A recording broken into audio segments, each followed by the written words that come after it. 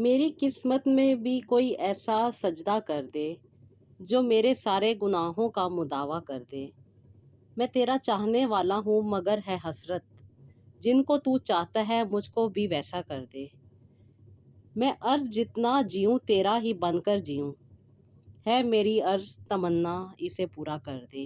آمین ثم آمین۔ السلام علیکم، welcome to Rohani diaries. I hope you are all well and doing great. کیسی ہیں میری سب بہنیں؟ آئی ہوپ آپ لوگ بہت اچھی ہوں گی، اور یہی دعا ہے کہ اللہ تعالیٰ آپ کو خوشیوں والی صحت والی زندگی عطا کرے اور ہر دکھ تکلیف پریشانی کو آپ سے دور رکھے۔ آمین ثم آمین۔ تو جیسے کہ سسٹر میں آپ کو ہمیشہ کہتی ہوں کہ درود ابراہیم اور استغفر اللہ ایک ایسی تسبیحات ہیں جو کہ اگر ہم ڈیلی روٹین میں شامل کریں تو بڑی سے بڑی مشکل بھی آسانی میں بدل جاتی ہے، بڑی سے بڑی پریشانی بھی ختم ہو جاتی ہے اور بڑی سے بڑی تکلیف بھی ختم ہو جاتی ہے۔ درود ابراہیم پڑھنے کا طریقہ بھی میں نے آپ کے ساتھ شیئر کیا ہوا ہے، بہت آسان ہے، ہر نماز کے بعد پڑھا جا سکتا ہے، چلتے پھرتے پڑھا جا سکتا ہے، جب آپ کو یاد آ جائے تب پڑھا جا سکتا ہے۔ کوئی ہارڈ اینڈ فاسٹ رول نہیں ہے، جب آپ کو ٹائم ملے، جب آپ کو یاد آ جائے، جب آپ کرنا چاہیں آپ کر سکتی ہیں۔ بہت ہی آسان الفاظ ہیں، بہت ہی آسان چیزیں ہیں، ان کے کرنے سے نہ صرف زندگی میں آسانی آتی ہے بلکہ بہت ہی زیادہ سکون بھی مل جاتا ہے۔ بہت ساری سسٹر اپنی سٹوری شیئر کرتی ہیں جنہوں نے اپنی زندگی میں مشکل وقت سے نجات پائی ہوتی ہے، اور کچھ ایسی چیزیں، کچھ ایسے مسئلے مسائل جو انہیں ناممکن لگ رہے ہوتے ہیں، لیکن جب سے انہوں نے اپنی زندگی میں درود ابراہیم اور استغفر اللہ ایڈ کیا، اب سے ان کی زندگی بدل گئی۔ اور یہ زندگی کن لوگوں کی بدلتی ہے؟ انہی لوگوں کی بدلتی ہے جن کا کنیکشن اللہ تعالیٰ سے اسٹرانگ ہو جاتا ہے۔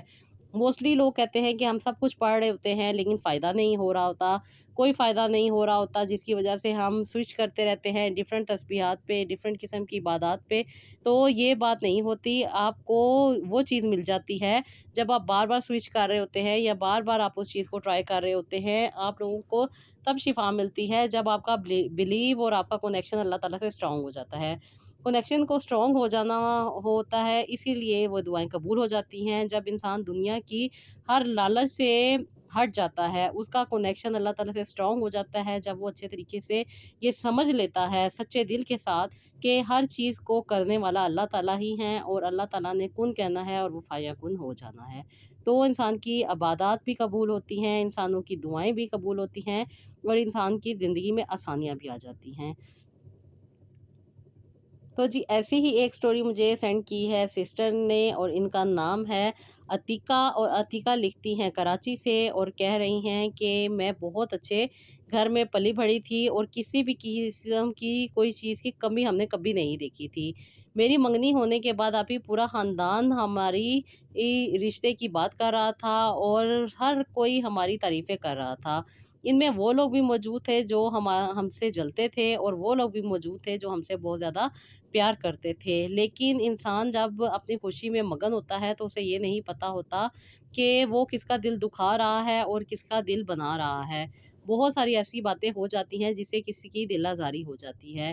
ایسی ہی ایک غلطی آپ ہی مجھ سے ہو گئی، میں نے منگنی کے دوران اپنی ایک کزن کا دل دکھا دیا۔ اس کی وجہ یہ تھی کہ آپ ہی میری جن کے ساتھ شادی ہوئی ہے یہ بہت اچھے اور بہت لیوش گھر سے تعلق رکھتے ہیں، ان کے پاس کسی بھی چیز کی کمی نہیں، اور اچھا لائف سٹائل ہونے کی وجہ سے بہت سارے لوگوں کی حسرت تھی کہ وہ ان سے شادی کر سکے۔ لیکن یہ میری کزن کے لیے رشتہ آیا تھا، انہوں نے مجھے دیکھا اور پھر انہوں نے میرے لیے شادی کی بات کر لی۔ اب یہ تو دل کی بات ہے، کس کا دل کس پہ آ جائے، لیکن اس بات کی وجہ سے آپ ہی میری کزن مجھ سے بہت زیادہ ناراض تھی، جبکہ میرا اس میں کوئی بھی عمل دخل نہیں تھا، اور نہ ہی میں نے اس رشتے کے لیے اپروچ کیا تھا۔ بس نصیب تھے کہ میرا رشتہ یہاں پہ ہونا تھا۔ وجہ یہ تھی کہ کچھ عرصہ پہلے یہ لوگ میری کزن کے لیے رشتہ لے کر آئے تھے، جس پہ میرے تایا نے انکار کر دیا تھا، اور تائی بھی اس رشتے پہ ایگری نہیں تھی، کیونکہ تائی اور تایا بہت اچھے لوگ چاہتے تھے اور یہ شاید ان کے لیے اچھے نہیں تھے۔ اب بھی ہم لوگ ایک دن مارکیٹ گئے تو یہ لوگ ہمیں ملے، جس کی وجہ سے آنٹی امی کے ساتھ بہت اچھا کنیکشن بنایا، اور امی کو کہا کہ میں اپنے بیٹے کی شادی کرنا چاہتی ہوں، اگر آپ کو اعتراض نہ ہو تو آپ کی بیٹی مجھے بہت پسند آئی ہے، کیا میں آپ کے گھر رشتہ لے کر آ سکتی ہوں؟ تو امی نے بھی کہہ دیا کہ کیوں نہیں، بیٹیوں کے لیے تو ہر کوئی پوچھتا ہے، یہ کوئی بری بات تو نہیں ہے، ایک نہ ایک دن تو انہیں رخصت کرنا ہی ہوتا ہے، آپ ضرور تشریف لائیں۔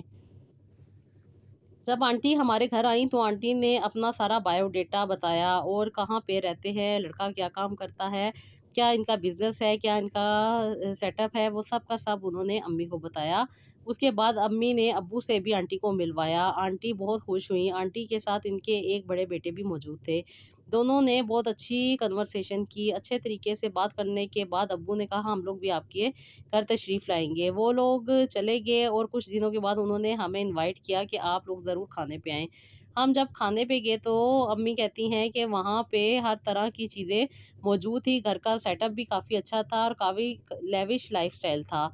ये चीज़ें देख के अम्मी को काफ़ी अट्रैक्ट की, क्योंकि हर माँ ये चाहती है कि उसकी बेटी को हर नेमत मुयस्सर आए और यही होता है, और माँ-बाप हमेशा अपनी बेटी की खुशहाली की वाली ज़िंदगी को ज़्यादा प्रेफ़र करते हैं। और लड़का भी अच्छा था, लड़का भी बातचीत करने में अम्मी वगैरह को बहुत अच्छा लगा, और बहुत अच्छा लगने के साथ-साथ वो बहुत ज़्यादा आजिज़ मिज़ाज भी था, जिसकी वजह से मेरे अब्बू को भी बहुत ज़्यादा अच्छा लगा, और अब्बू के साथ तो वो ऐसे घुल-मिल गया था जैसे कि अब्बू का ही बेटा हो।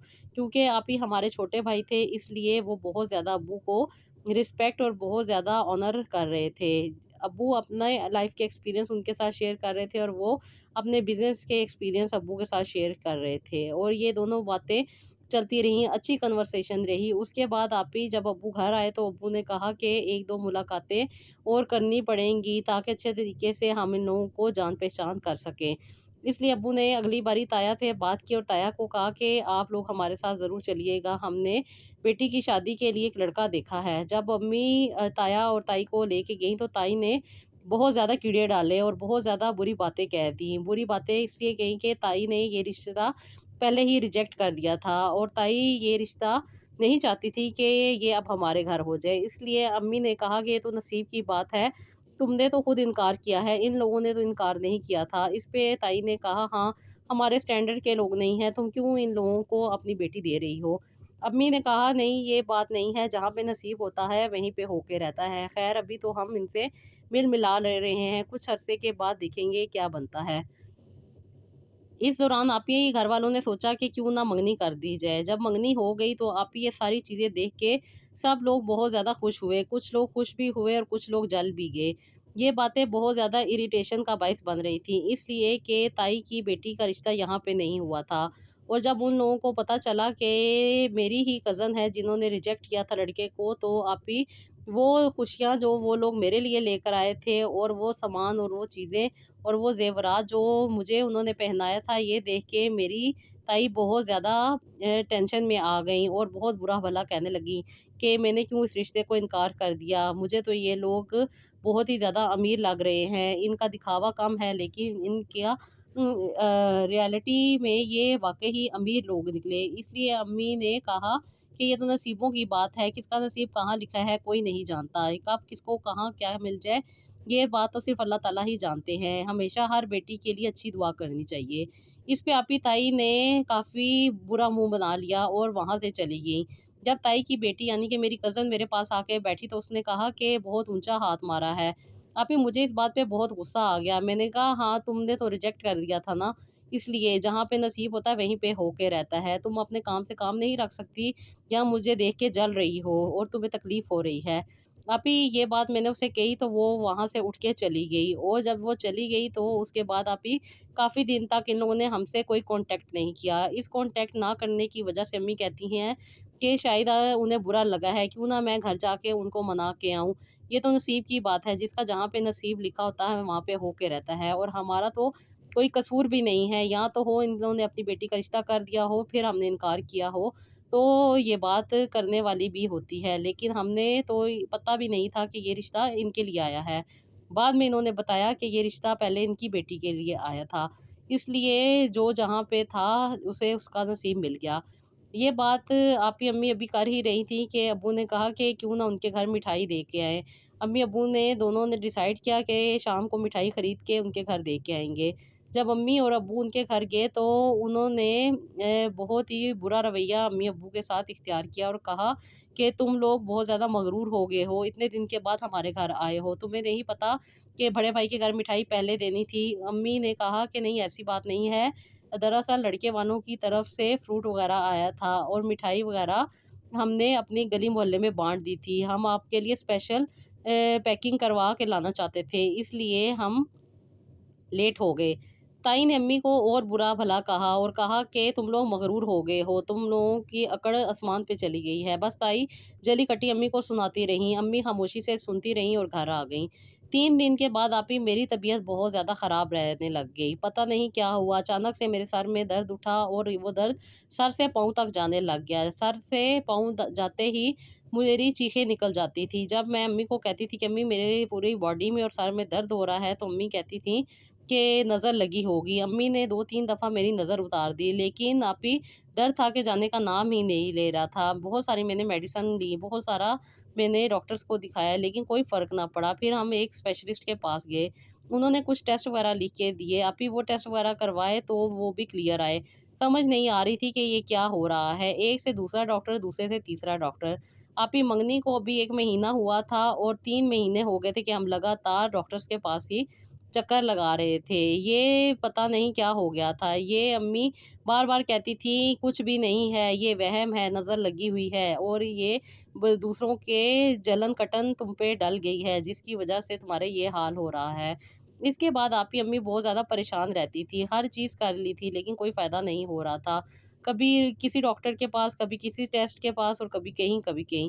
آپی یہی باتیں چل رہی تھیں اور اس طرح چلتے چلتے آپی کافی زیادہ پریشانی کا باعث بن رہے تھے۔